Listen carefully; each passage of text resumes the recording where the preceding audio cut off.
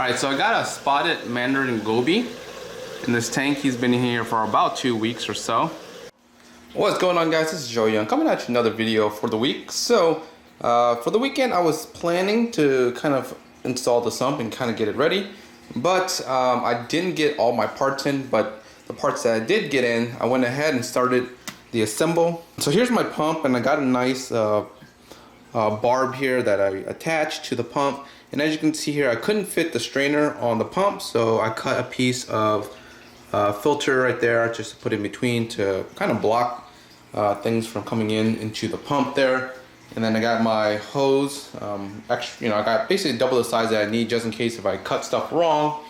And then here are some of my other parts that is going to connect to the other end of the hose once it's all hooked up. And this will connect to this portion here, where we have a nice easy split here, and then this will go up top, and this is going to be the outlet into the tank. So what I'm missing right now is just the hose that connects the sump into the overflow box. So that should actually come in sometime next week, and I'll probably do this install next week actually, and not this week's. Alright guys, so for the week, since I couldn't get the sump kind of going, I'm going to give you guys an update on the rack system. So this is my saltwater rack system. It has a bunch of algae. No worries about that. It will be slowly cleaned, and we'll get this kind of rebooted in a little bit as we get more livestock. So right now I don't really have that much livestock in the actual rack system except for these two nice little clownfish that are still sleeping. I wanted to show you guys the new fish that I got, and he's in the back. So let's kind of go around here real quick to see if we can catch him. All right, I don't know if you can see it right there. Perfect. All right, so I got a spotted Mandarin Goby in this tank. He's been here for about 2 weeks or so.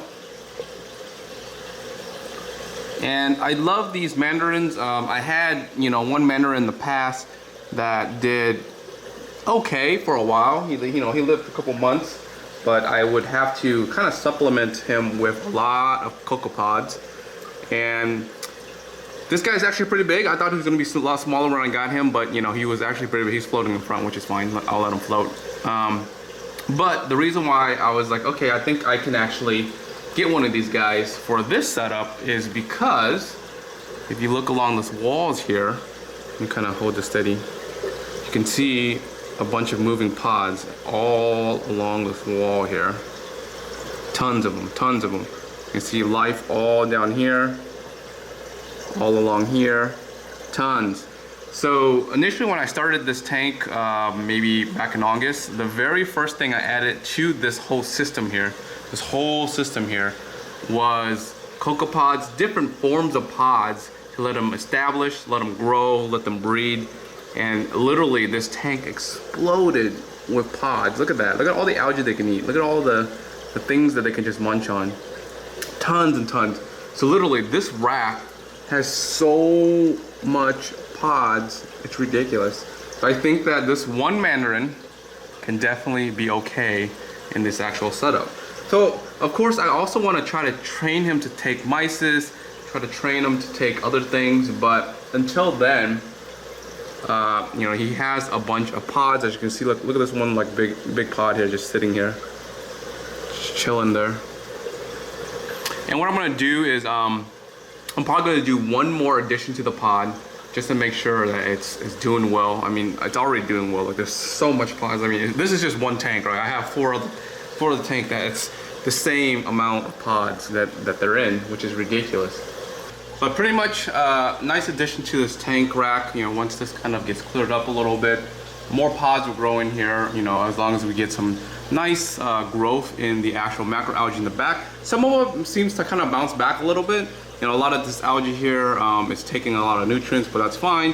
Until I get more fish in the actual system, we probably won't see an explosion in terms of growth in plants yet. This guy's just chilling back there, super nice, Looks really healthy, swimming around, doing his thing. And then so over here is where I set up, the other rack system finally. And there's a lot of algae in the actual tank, but there's not much livestock in this tank as well, so we need to get some livestock in this tank so we can kind of get things going, bouncing around.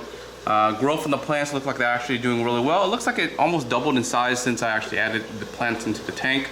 So that's a good sign. So this is just a normal blade grass here, and then this is the other fern version of the blade grass. So I want to kind of do something similar, get maybe like a schooling fish here, maybe a schooling fish here. Kind of weave in between these actual plants. I think that would be pretty cool. Nice little setup. Right now we just have like, you know, the little clownfish. I might add one more clownfish in here, just kind of have like a nice little set of clownfish. I do have 2 in here, so I don't know if I want to do all clownfish again, completely down here, and move the other pair up here, so we have, you know, a pair of clownfish in each tank. I think that would be pretty cool.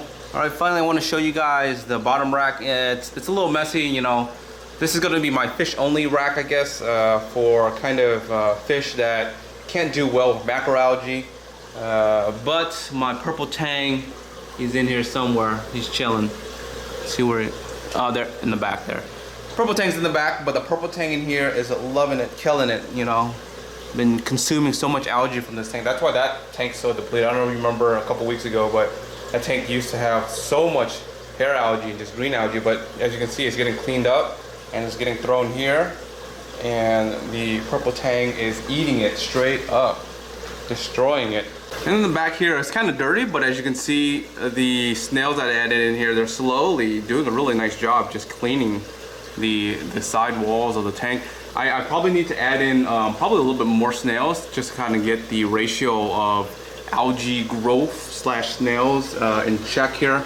But I'm not too worried about it, you know, it's for them to munch on, you know, the tank can probably munch on random stuff, but you know, the tank is doing its job killing all this macroalgae, and the other tank's actually gonna probably run out of macroalgae to consume, so I'm gonna have to supplement with just probably seaweed or something. Actually, that's pretty surprising.